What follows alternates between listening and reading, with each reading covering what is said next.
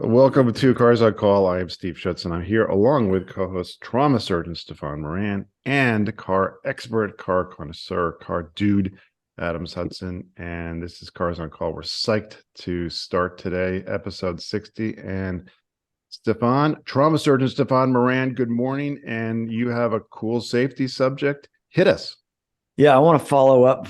So, listeners, last week I talked about the Insurance Institute Highways for Safety new program where they're putting the equivalent of a small female or a 12-year-old in the backseat of the cars that they're doing their crash testing in to see how backseat passengers fare. And of course, they went after the SUV market, which is the most popular for carrying kids around and soccer and school and all that. And I was at work. And of course, I pull in the parking lot. I'm always checking it out. There's some ugly ass BMW crossover thing. Well, I don't know what it is, X something with a bunch of numbers that looks like a Honda Cross Tour on steroids. And there's a couple of there's a Kia and a Telluride. And of course, and I said, I think that's Jessica's car. So Jessica's a nurse practitioner that I work with. And she just recently had a baby. She's got 3 kids. I think they're like, I don't know, 6, 2, and an infant. And I'm like, hey, Jessica, I said, have you ever heard of the Insurance Institute for Highway Safety? She's like, no. And I said, well, you know how to open a conversation there, Steph. Well, I did. Yeah, I usually start with good morning. I did. Yeah, I did say good morning, how the baby's, all that. I haven't seen you in a while. Good to see you. She's one of my favorites to work with.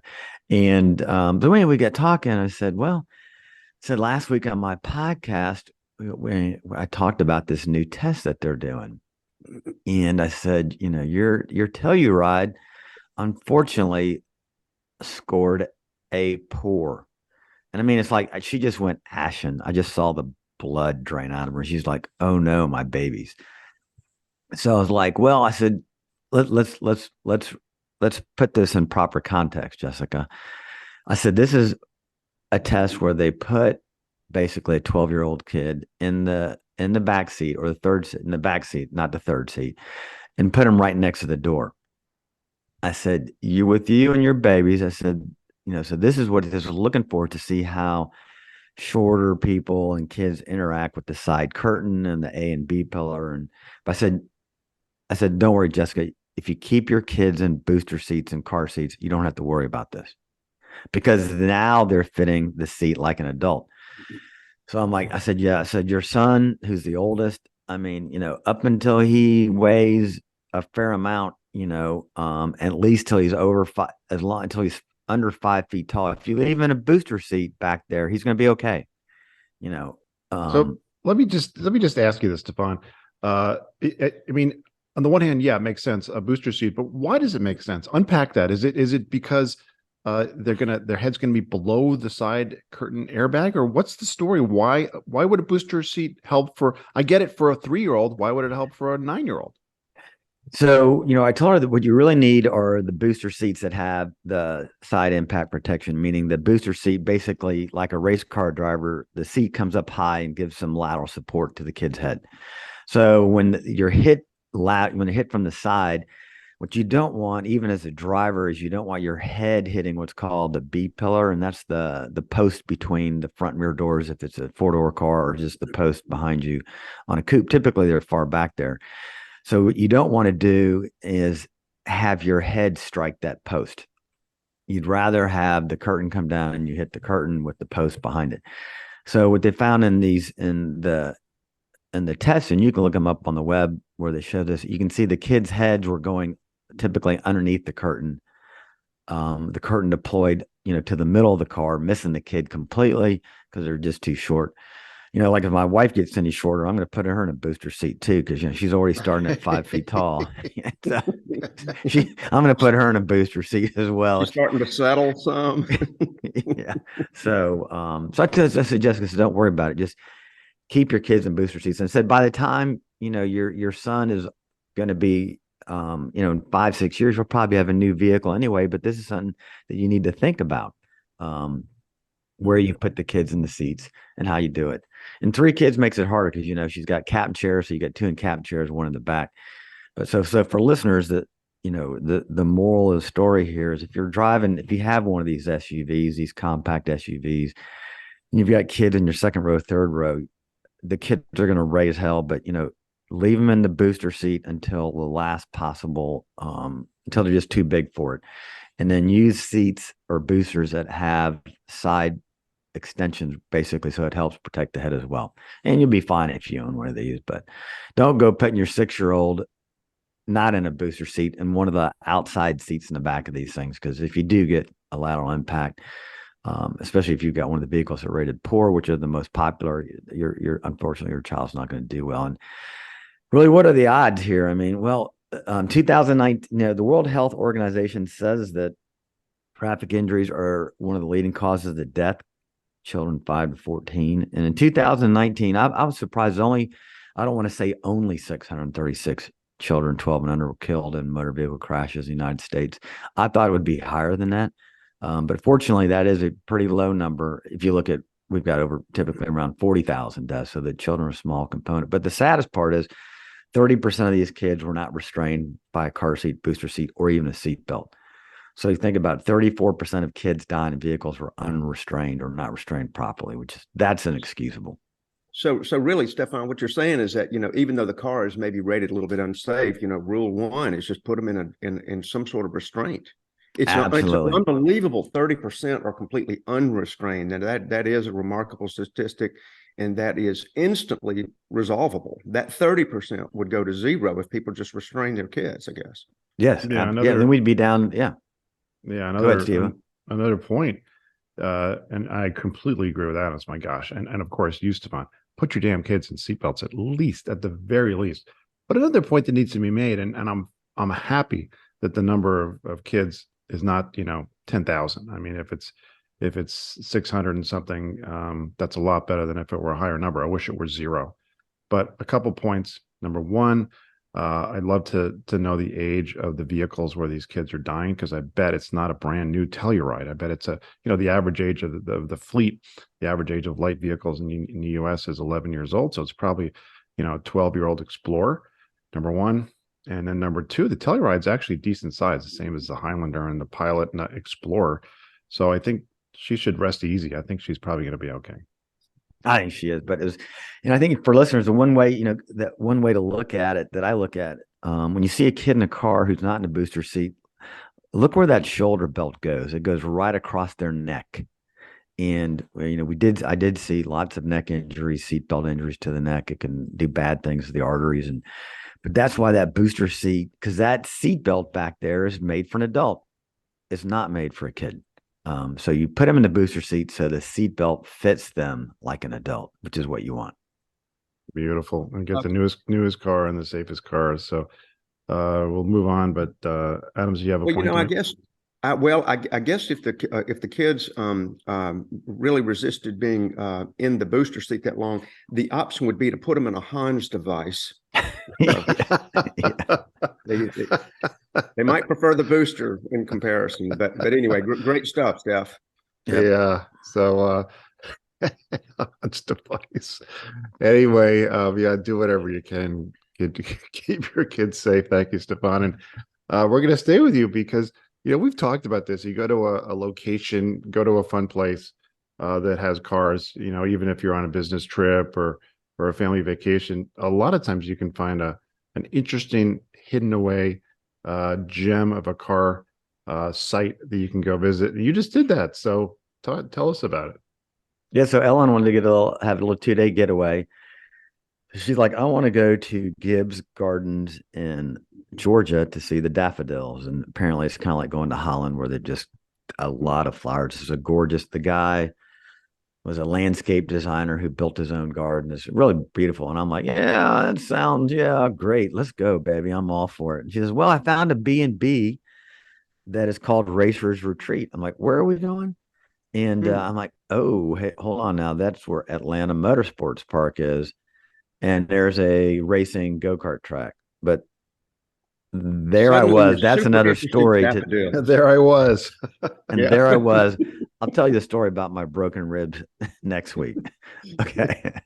So we're not going to get sidetracked on my little go-kart mishap. But anyway, so that's I So we're desperately driving. want to get sidetracked. Well, bring listeners back next week, but so we're driving through, and we took the back roads because we did not want to go through Atlanta. I hate driving through that city; it's just absolute freaking nightmare. So we went through Cartersville, Georgia, which is just off of I-75 between Chattanooga and Atlanta, and I'm like, "What the hell is that?" It's this gorgeous building, and it's the Savoy Automobile Museum, which is part of Georgia Museums Incorporated. And it is just open. It is absolutely spectacular. And I'm like, and then unfortunately we went up on, it wasn't open when we went, but on the way back, we left in time so I could get there before they closed. And thank you to the Savoy Museum because active duty military are free. So I got to go in for free. I would have gladly paid anyway, but thanks for supporting our military. But it's really cool. They do rotating collections that are kind of themed. So the first collection that they have is what they call locally owned, and they have about 150 cars that people keep there, then they rotate them in and out. And Steve, you would have been very excited. The first car you walk into the right is a 60 Plymouth Barracuda, hardtop notchback M code, super, super rare with the drag racing pack and the 440 in it. It was gorgeous, deep metallic green. Wow, yeah, probably Gen 2. Those are beautiful. Cool. That was, and then right behind it was the 67 Pontiac Grand Prix with our very favorite General Motors. Nothing I like much about General Motors, but the Ron Hill hood tachometer. I was like, I spotted that across the room. It's like my eyes, I just saw that tack on the hood. I'm like, oh, that's so cool. It's a convertible Grand Prix. That was cool. I love how Pontiac would do that. That was sort of like the prehistoric heads-up display. Yes. I think it's the coolest on the thing. hood. Who cares? Yeah. I think it's a complete gimmick, but so what? We love it. I absolutely love it. I got a picture of it. And then there was a really cool 53 Pininfarina Nash Healey Roadster. And that's kind of an interesting story that Healy and the Nash guy were just found each other on a ship on a cruise or something. They're like, hey, let's get together and do something. And they made the Nash Healey Roadster, a great looking little car with a nice engine in it. And then I did see another cool car that was locally owned. And this one was not a kit car that won at the Quail, unlike the other one you heard about. But this was a Bizzarini GT Strada that was the real deal. Frame, motor, everything together by Bizzarini. And the cool thing about this car was it was owned by Kerry Lofton, who was the stunt driver for Bullet in The Great Escape. How about that? Great little bit of history there. Yeah, so all the cars had kind of about the left side was kind of like the production, how many were made, the weight and all that. And then the right side were the cool details about the car. And like everything there had a story. And then there was the British invasion theme. Of course, my favorite one in there was the Jaguar XK120 Alloy, 147 of 242. So for listeners, that was actually the old Jag that had an ash wood frame, but an aluminum alloy body that they then did the racers out of. And there was a 64 AC Ace, which was, of course, then later turned into my favorite car, the Cobra. You know, Stephan, before you run down any more, the drool-worthy list, which is unbelievable. I mean, my heart kind of skipped a beat when you talked about the Bizzarini. But you know, how many times do we go into museums and you just see it's sort of like a static display? They might tell you the year, make, model, a little tiny bit about it. I love knowing the backstory. And thank you to Savoy for listening to the people who go to museums and are in awe, but sort of leave a little unfulfilled, because unless you're going to hire the docent or somebody to take you around, you kind of don't know all these wonderful things, like the stunt driver for Bullet owned the Bizzarini. That's just fun stuff to know. Absolutely. And that's what I really enjoyed. It was, you know, the metal plaques are gorgeous for every vehicle. And here's the basic stuff, but here's the cool thing that what makes this car special, extra special. And I mean, they were all really special. And then you guys would have been salivating. They had the 75 years of Porsche. And of course, when you first walk in, it's a James Dean made famous 550 Spider, which was there. And this was the Swiss cheese Spider where somebody had drilled out all the holes to make it lighter for racing. And they had the story about that.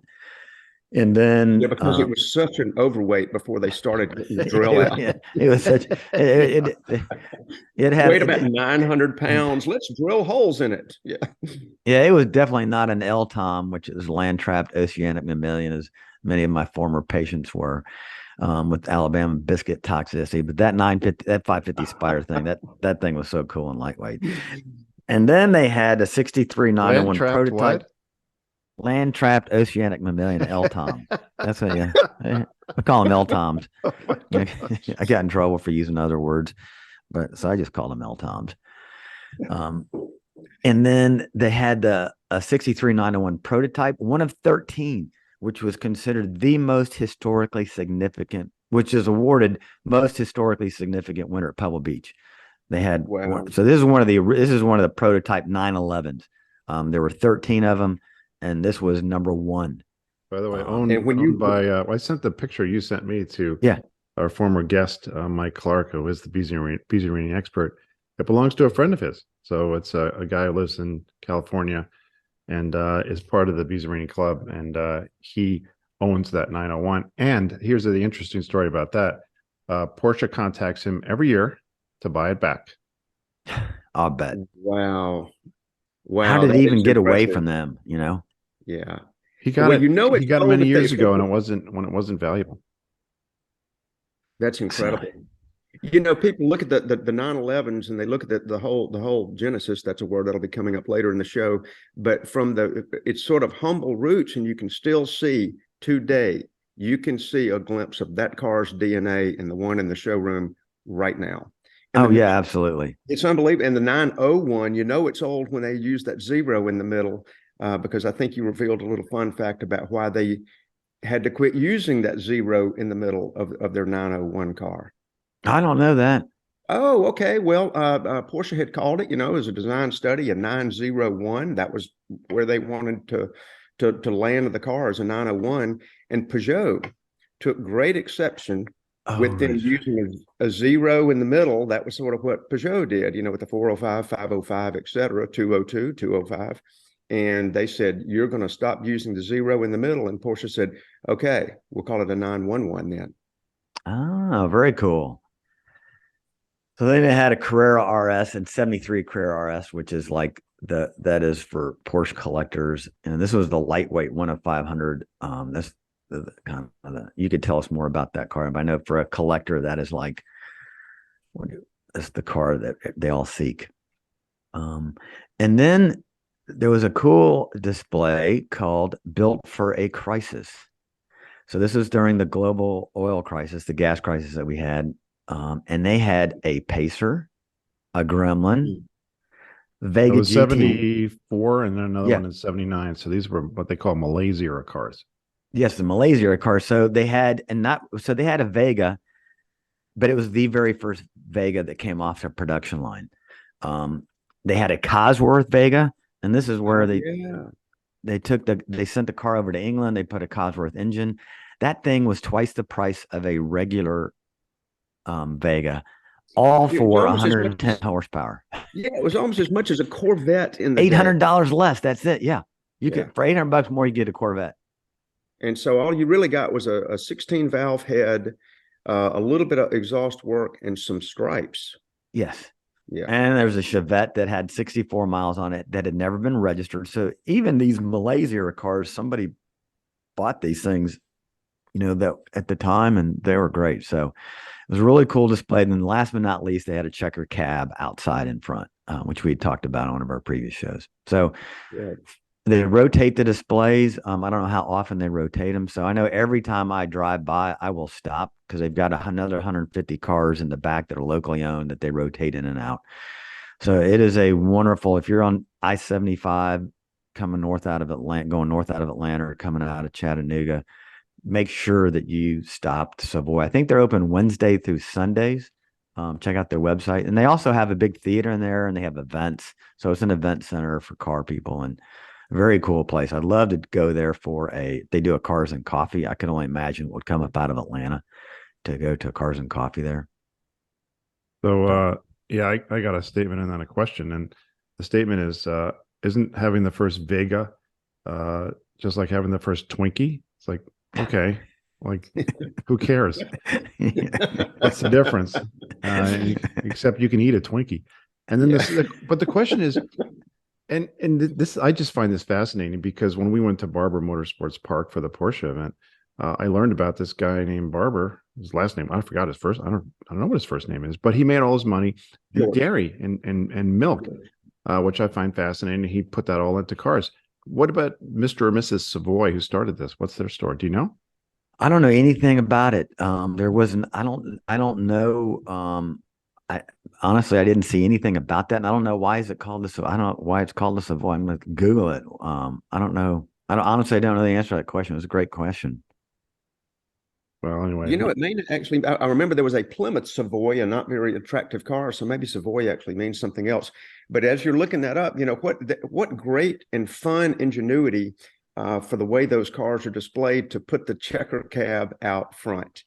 They could have put it anywhere inside, but it just sort of seemed like it was befitting of its role to put the checker cab outside, like you would hail a cab. That's really cool.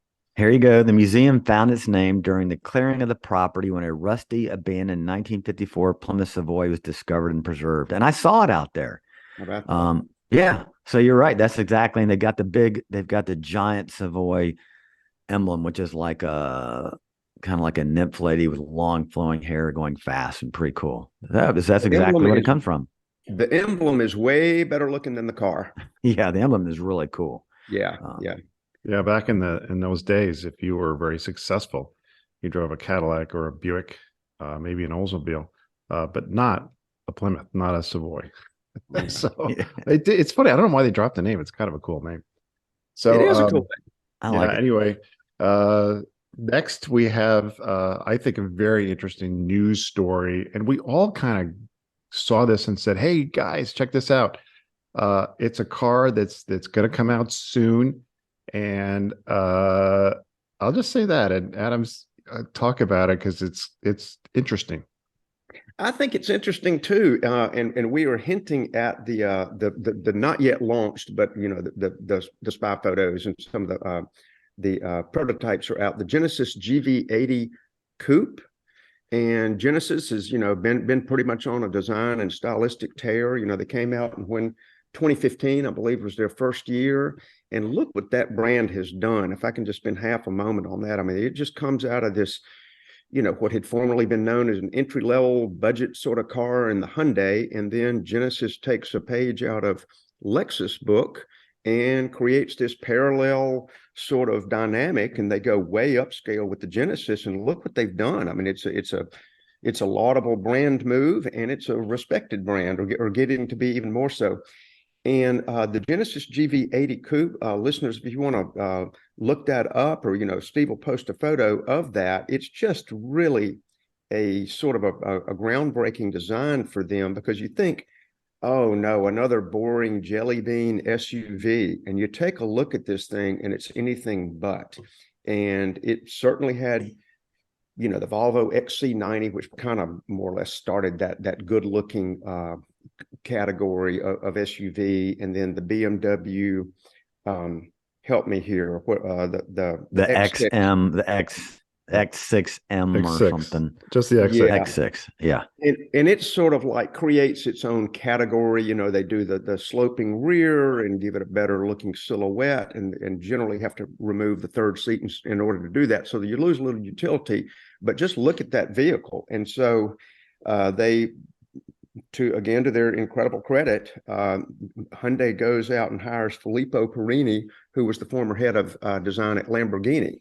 So not a bad little resume there. And if you look at this car, and they got Luke Dunkervolka, however you pronounce his name, him as well, who came from Volkswagen, Bentley, Lamborghini, Skoda, and Audi. Those two guys, just design genius. I would say notably Bentley. I think there's hints of Bentley in all the Genesis now. Yeah. Yep, and even the Urus, which I smile every time I say that name. Urus, Uranus. I mean, yeah, we know it's a body part. I don't know where they got that word.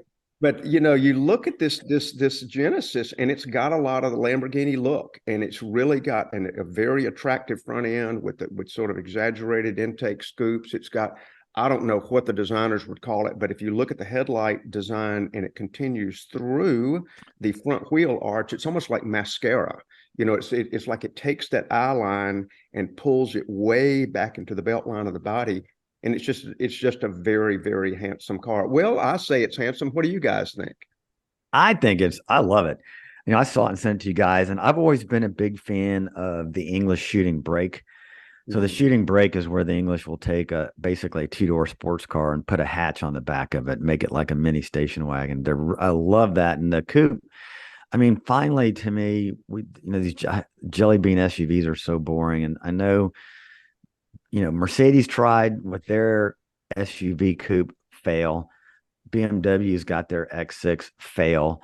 And this is a coupe done right for an SUV in my mind. It's just a gorgeous SUV. And Luke Dunkervoort, this is a great quote. And this has got so many 5-syllable words, I'm going to have a hard time. But here's his quote on this the is design why we of have this captions, people. Yeah. Okay, let me get this. It emphasizes the duality of the Genesis brand by showcasing the antagonistic character that lives within the athletic and elegance parameters of Genesis design philosophy. What a fucking That was mouthful. a copywriter who was paid by the letter. Oh my God. But I guess it's an antagonistic design, I guess. But athletic and elegance. But I think that's a great way to sum, because it is athletic looking, but it's elegant and sleek, and the proportions are right on this vehicle in my mind. The tires are way too big. The Mercedes are got like, I don't know, 26 dubs on those things. But this is proportionally done right, Adams. The detail, like you said, with the flowing line from the lights, it works in my mind. Well, let me say 2 points. Number one, Hyundai or Genesis has a shooting brake, the G70 shooting brake. It's rest of world. It's not available here. And I think that looks great. If you're in Europe, you can buy one. And to me, that's sleek and elegant. And then for this, I mean, yeah, it's decent looking, but to me, it's like saying it's the best looking kid in an ugly family. I mean, okay, yeah, it's decent looking, but the X6 I think was terrible. The GLE coupe I think was terrible. I saw a Cayenne coupe GT yesterday, which is one of the other Germans. It's the same kind of thing, a sloping rear. And I just looked at it, I'm like, oh my gosh, you lose utility, and what do you really get? I guess you get a little sportiness. I just don't like any of this, and I'd rather have the shooting brake here than this thing. Although I agree, it's better looking than the X6 or even the Cayenne Coupe GT. Yeah, I mean, the shooting brake just wouldn't sell here in the U.S. You're right, Steve. It was a great car, but look how few station wagons are sold here in this country, and even though it's a shooting brake, but they're going to sell the hell out of this thing. And but you're right. You do lose a ton of utility. There's not much space left back there with that sloping roof. The people in the back seats, heads are hitting the roof, but this is for a couple. This is for an older couple that wants something easy getting out of that looks great. They don't want to fall down into a car. And I think they're going to sell. This is going to be another hit home run from Genesis. I think so too. Yeah. I will add that, absolutely, you're right, Stephan. The bottom line is people don't like sitting, especially women don't like sitting down really low. I'll bring up my wife again. She has a 328D station wagon from BMW. It's a diesel, so she likes that. But ultimately, just give her a booster seat and she'll feel like she's cruising around in an SUV. I think why should it be safer? You need a 2-foot booster seat. Yeah. That's the problem, and you have to stick your head out the sunroof. It's you're so disadvantaged being in a regular sedan or a wagon, even one of these. The G70 shooting brake looks fantastic, but you're so disadvantaged because you're surrounded by, it's like walking through Manhattan. You just look up at these big buildings around you. You can't see anything. You feel hemmed in, and that's the problem. It's easier to get into one of these big things, and then when you're compared to a regular sedan, you just can't see around you. It's very confining. It's bringing a knife to a gunfight. Yeah, exactly. And it's too bad that this arms race has escalated. Arms meaning that just the size and the heft of these SUVs, and it's escalated to basically an irreversible point, because nobody wants to say, oh, well, let's just reverse the trend and get lower and less visibility and harder to see. Nobody's going to do that. Everybody has to be an inch higher to see above the crowd. But it's funny. Listen to it. Sounds like 3 out of 3 of us would choose the shooting brake over yet another SUV, and yet they don't sell in any appreciable numbers. I've never seen is it called the Cayenne Turismo? What is the shooting brake version of the GT? The GT. Yeah, I've never seen one on the street. I saw one at a car show about 3 years ago. I've yet to see one on the street, and I think that's one of the prettiest profiles out there. Here's a good example. My accountant, who's a wonderful guy, and he's a car guy. Not like a car guy like us. He just likes cars. So he's had a series of BMW coupes or sedans, and then he finally decided, I want to get a Porsche, and he got one of these, and he loves it. He said, I love the sound of the engine and all this kind of stuff. But he got the Cayenne GT, and he thinks it's cool. Well, it's cool because you look at yourself, say, I'm not really driving an SUV. It's a coupe. It's not an SUV. Well, no, it is. It's a damn SUV. But you're kind of set, it gives you this false, because of the design, that you don't think you're driving an SUV, but you are. But I like it. Tell you, I misstated. I'm talking about it's the Panamera version of the shooting. Oh yeah, yeah, the Panamera. They do that. Sport Turismo. That vehicle. Yeah. That's the one I've never seen, and I think is super handsome. I'm not so fond of the Cayenne version, but nonetheless, it's funny how we all sort of like gravitate toward that. And another point just on how Hyundai has pulled this off, because we're about to talk about some car sales where some way bigger manufacturers from more established brands have kind of let us down a little bit. You look at Japan, just to put this in perspective, like you look at the automobile brands that come out of Japan, the United States of America is 26 times larger than Japan. In other words, you could take Japan and overlay just a few southeastern states, starting at about Virginia, run down to Florida. That's about the size of Japan. Japan is 4 times larger than Korea.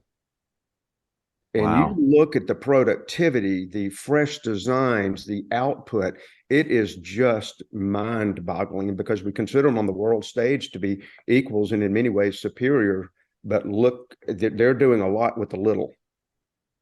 LG, Samsung, Hyundai, Kia.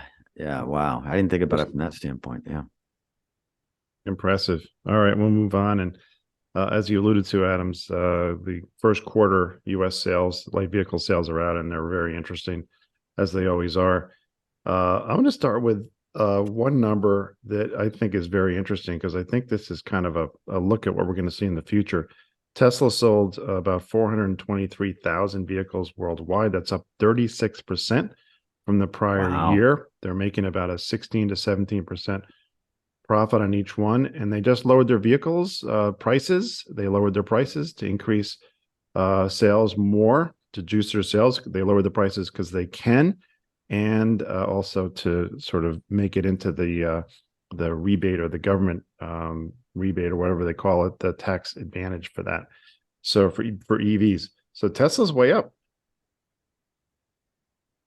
Tesla's showing people how it's done, and boy, did I have to say, another thing I was wrong about. We could do an entire episode on the things I've been wrong about. But about 3-4 years ago, I thought Tesla, well, I call it 4 to 5 years ago, I thought Tesla was down for the count. They had swelling inventory. They had 90-day unsold units sitting all over lots, unshipped, unsold. Of course, Elon was at, I don't know if you'd say the height of his personality dysfunctionality online. He was doing a lot of sort of outlandish things, a couple of which got him, some people think, should have been incarcerated for a couple of comments he made about his stock prices. And it just looked like Tesla was a very grand idea that just wasn't ready for prime time. And now look at them. Wow, the wave has caught up with them. They make beautiful cars. They make quality cars, obviously. And I don't know, I'm a little surprised at how much they are up, but they are doing a lot of things right. Well, I would say this. I got a new advertising line for Elon. Buy a Tesla and you won't be foraging for electricity. He built the charging network as he rolled out a vehicle. And here's the other thing I'll tell you about, I think, how Tesla has, I think people view electric cars kind of like our phones and electronic devices. Yeah, there's going to be some glitches, but it's like Apple. He is selling a cult, a lifestyle. And by the way, I really believe if he had not done his charging network, the company would have failed, Adams, like you would have predicted. But I don't think at the time that Tesla rolled out that we understood the failure of the American worldwide infrastructure to support the BEV. And that's why I think Tesla is killing it. I mean, your buddy Steve that has the Porsche in Atlanta, his trials and tribulations with forging for electricity, yours. But no, if you own a Tesla, you might have to wait. I've seen waiting lines. It's, certain holiday weekends and things like that. But in general, if you own a Tesla, you can get pretty much wherever you want to go, and you're going to find a charging station. And that, I think, is why they have been so successful. I think none of us really understood how important that was. It was absolutely critical, and how other manufacturers are unloading their BEVs, and then the people are finding out, well, the infrastructure is not good. And of course, our JD Power guest, Gino Effler, talked about that. The most interesting thing he said was that 1 out of 5 charging stations out in the wild actually doesn't work. It's there, but it's not functional. I would say one more thing. I think this is maybe important, at least financially. Timing. If you're going to start building an electric vehicle, and let's call it the F-150 Lightning, it takes a ton of money to do that. And getting money when he started in the early 2010 or whatever, when he started, getting money back then was easy. Money was free. There was a lot of it around. We had a bull market. And then when he IPO'd, there was a big appetite for an IPO, and the IPO generated many, many billions of dollars. And they were having a lot of quality problems, which you alluded to, Adams. And I think and those problems have been almost entirely solved. And it reminds me of something I've thought for many years, and that is, it's amazing what you can accomplish with a good strategy, a work ethic, and several $billion. And that's what he got from his IPO, tons and tons and tons of money. Meanwhile, now that it's hard with high interest rates to get money and accumulate capital, all of a sudden, these legacy manufacturers like Ford and GM or whoever, it's harder to get money now. Indeed, and sort of against the tide, we'll shift off of just strictly focusing on Tesla, other than it is very notable in its success. Look at the other ones, the latecomers to the party. You've got Lucid, you've got Rivian, and they are struggling mightily. And therefore, innovation and looks is not what it's all about. I think Stephan mentioned, the charging infrastructure, et cetera. Tesla somehow made electric cars cool. And it's, you don't have to look very far back in the history books that electric cars were decidedly not cool. Thank you, Toyota Prius. And, Elon changed that game to his eternal credit. But it'll be interesting to see if anybody is really going to emerge in the new manufacturer realm, not the add-on to the legacy makers, but the Lucids and the Rivians and a couple other failures down the line. Yeah. We talked about Jim Farley, CEO of Ford, and he's splitting Ford into different units. One is the electric unit, Ford Blue. And looking at the landscape out there, if I was a legacy manufacturer, gas stations aren't coming online. I would do like Jim Farley says. You want to sell my EVs, you're putting in charging stations at your Ford dealership. And I think the first legacy manufacturer that gets charging stations at their dealerships is going to be the one to see their sales take off. I think that is a stepping stone that cannot be overcome. And that's what I would do if I was a legacy manufacturer. I'd like, guys, you're putting charging stations in at every dealership right now, or you're not getting any EVs. And I would even say you're not going to get some of the allotments of the other vehicles, the trucks, because this is the way we're headed. Legislation is headed there, and you got to get a jump on it. Yeah, I completely agree. Maybe have a barista and yes. Something like that, right? You're going to sit down. It's a comfortable place. You have Wi-Fi and you can get some work done, and you have a barista. So, by the way, following up on that point, Stephan, we really got on GM for the Q4 2022 sales because they sold 847 Cadillac Lyrics. Well, guys, things have changed. The Lyric is way up. They sold 968. That's a 12% jump. Come on. Why is that thing not selling? I would tell you this. That heard a age group that resounding wants a silence. Cadillac, they're the last group that's going to be foraging for electricity. I think, it's not cool. And it's a pain in the ass to have one of those things, but By why the isn't way, it selling? I don't know. I think that maybe it's production. I'll give them a break and say maybe it's production. I think that this is more an example of dogs not eating the dog food in this particular case. I find it amusing.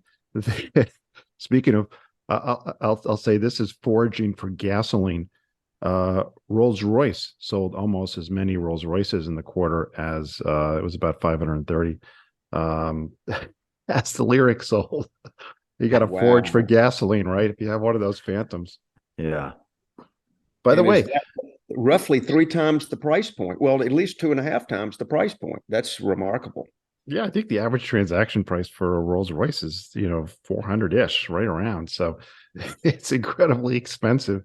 And the Lyric is like 80 grand to start, and they can't sell them. Genesis is up 18%. We're not surprised by that. And we are seeing there's I think 2 or 3 standalone Genesis dealers, and they're opening all the time. I think we'll see Genesis dealers soon, just like we do Lexus dealers. Absolutely. And they better put some charging stations in those places. I think all this is talk of charging. Porsche cannot make fuel out of gasoline fast enough. I mean, excuse me, gasoline out of water fast enough. They're making gasoline out of wind. Yeah. Wind and water in Chile. Yes, they need to. Yep. Yeah. Well, one group that won't need a lot of gasoline is Alpha. They went from 3,300 to 2,400, 27% down, and Fiat went from 340 cars to 138 cars. Fiat Alpha, come on, guys, they're done, right? They're done. They were done the day they started, unfortunately. But I feel sad for them. I'm an Italophile at heart, and I really wish they were able to get it together. But unlike how we started talking about, what Genesis has done in a very short period of time, and we won't belabor that point. Look how long Alpha and Fiat have been at the game, and I'm just going to go ahead and say it. As much as I like them, much as I respect their history, I believe they were just smug. I think they came to the U.S. and said, hey, we are who we are. Watch people line up outside the showroom, and it just hasn't happened. And their dealer network is not great. Their service history is definitely not great. Their parts availability, the price of parts, I don't know. It's a sad story. If and probably when they do leave the U.S., it will be with at least one tear shed by lots and lots of people who remember when they were a respected and revered brand. But if they leave this time, I don't think they're ever coming back. No, I agree. Yeah, if you don't have Luigi the mechanic in your backyard, you don't own an Alpha. I mean, those things, it's worse than Lucas Electronics. Absolutely. Yeah, I actually had a Fiat 128. My parents did in the 70s, and it was always in the shop. And everyone back then knew that Fiat stood for "Fix It Again, Tony." And it's a shame. They just never could get their stuff together. And here we are watching what used to be a very dominant industrial business, Fiat back in the 50s, 60s, 70s, just getting their ass kicked by Hyundai and Genesis and Kia. Another interesting stat, I find this is kind of relates to something we've talked about, especially you and I, Stephan. Jeep is down 20%, so 193,000 down to 154,000. I think this is 2 things. Stephan, I'll get your take. Number one, I think that the Bronco is eating into Wrangler sales finally. As their production goes up, people are saying, I'd rather not get a Wrangler. There's too many of them around. All my neighbors have them. I want to get a Bronco. And the second thing I think is that I think the Wagoneer and the Jeep Grand Wagoneer, they came out at the wrong time. Talk about timing. Interest rates are higher. Cars are less affordable. And these are $100,000 Jeeps. And I think the combination of the Wrangler going down and those being too expensive are hurting Jeep. Yeah. And Genesis and Kia and Hyundai, the Telluride, and their SUVs. I mean, you put one of those next to the Wagoneer and the Cherokee, they just look stodgy. They just look old school, something your parents or my grandparents would have been driving. Whereas the the Kias and the Genesis and some of the other SUVs are looking cool. The Mach-E, in that category, that's small. And you're right. And I think the Bronco has cannibalized the Wrangler. The Bronco is way cooler now. It just looks way cooler, and that's a lifestyle vehicle that people are buying that they're not using for what it's designed for. But yeah, they're going to the latest, greatest influencer thing, and the Bronco is just way cooler. I agree with every point you've said about that, and it's just interesting from I'm a good bit more on the collector side. I like the older stuff, and when the Bronco, the original gen Bronco, started becoming cool and noted at collector car auctions, and people couldn't restore them or hot rod them or modify them fast enough, it's like right on the heels or maybe in the midst of that, Ford launches the Bronco. Of course, they've been thinking about it for years. They got a bright idea about relaunching the Bronco. They followed up on it. They teased us just enough on social media to build a groundswell of enthusiasm before the car ever came out. Of course, they had some production problems and still do, not all their fault. But then you look at how long, what is this deal with Jeep's gestation period? They lingered so long trying to bring a truck out that the aftermarket had already built truck kits to turn a Jeep into a truck and sold a few hundred or thousand or whatever of them before Jeep goes, okay, we're going to come out with a truck. They did the same thing with the Grand Wagoneer. That nameplate had about faded from everybody's memory, and then they bring it out. They're spending way too long in the product cycle to come out with something fresh. I think that's a great point, Adams. How hard is it to make the Gladiator out of a Jeep? It's easy. You stick it. And by the way, the Wagoneer and the Jeep Wagoneer, and Stephan and I have talked about this. All they did was put an SUV on top of a Dodge Ram platform. They already had the platform. Both those changes were so easy.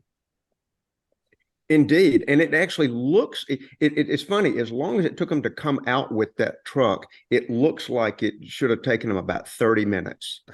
Yeah. Yeah. Yeah. Sorry. Go ahead, Stephan. No, I said not surprising with the numbers. I think the Broncos finally picked up production, and it's going to be. It'll be interesting to see when the Broncos sales cross over and take over Jeep sales. That'll be very interesting to see if that happens. I can see that happening, Stephan, and I would make another point. The Jeep Wrangler, which is, of course, even though they're down, hugely profitable. The Dodge Ram, hugely profitable. You look at for Stellantis, Dodge Ram, the full-size pickup, and the Jeep Wrangler, especially, plus other vehicles. But those are the two big ones. For Ford, the Bronco and the F-150, those are the vehicles that are going to pay for this transition to electricity. Those are the cars that pay the bills. And you're not going to get successful electrification unless you have that. Well, guess what? GM does have their full-size SUVs, which are profitable, the Escalade, Suburban, etc. And they do have the Silverado and Sierra, which are, let's face it, a step behind both Ram and the F-150. So they have some vehicles that are paying the freight. They could have had a damn Blazer, which would pay money. That would be hugely profitable. They didn't do it. Oh, yeah. They should have been listening to Cars on Call. They didn't know. Hey, listen up. Yeah, I'll listen. Jim Farley, put your charging stations. You guys, we are ahead of the industry. I know they're thinking about these kind of things, but you're right. Man, they didn't act on it quick enough at Stellantis, and it's too late. Too late to the party. At least folks they out did there it. in listener land and watcher land, please tell the manufacturers, start listening in to Cars on Call. Look at what they're missing. Just follow or like or subscribe and tell your manufacturer to do the same. Stephen, you had sent a couple of other notable successes, and we don't have time to really discuss them in length, but Audi has sort of pulled themselves up by their bootstraps, having been mashed a little bit in the marketplace. They're back up. Stephen, what'd you put in there? They're up maybe. Oh, goodness. Is that number correct? 49%. Wow, that's impressive. And they were already a good seller. So apparently the Jelly Bean SUV world is alive and well. And who else? Oh, Subaru is up. Not very much, but Subaru is doing good. It's funny. There's a lot of people playing in the winter party. Well, think about Audi makes it easy for you. Okay. You like the look of an Audi, and you go in and you pick small, medium, large, or extra large. They all look the same. So, you just go to the rack and you get the one that fits you. That's what an Audi Buying is. a T-shirt. Yeah. Do you have any in extra large? Yes, we do. We've got it for you. Yep. So same thing, sedan or SUV, you go in there and you pick small, medium, large, or extra large, and they all look the same, but you get the size it fits. Yeah, it's very true.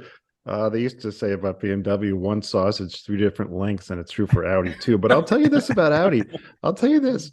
Every time I've driven many Audis, every time I get one, I feel good. Oh yeah. The materials, the look. If you're a successful, let's say you're I always say this, you're a woman lawyer and you're 5 years out of law school, you're finally starting to make some money. You want an Audi. You get in there, you feel good, you feel validated, you feel like you've accomplished something. Those cars make you feel good when you get into them. Yeah, the fit, finish, ergonomics, the dash. Yeah, they are just gorgeous inside. They do make you feel good. That is a terrific point, because a lot of times, I probably spend way too much time looking at the exterior of a vehicle. Of course, when you're driving it, you can't see it.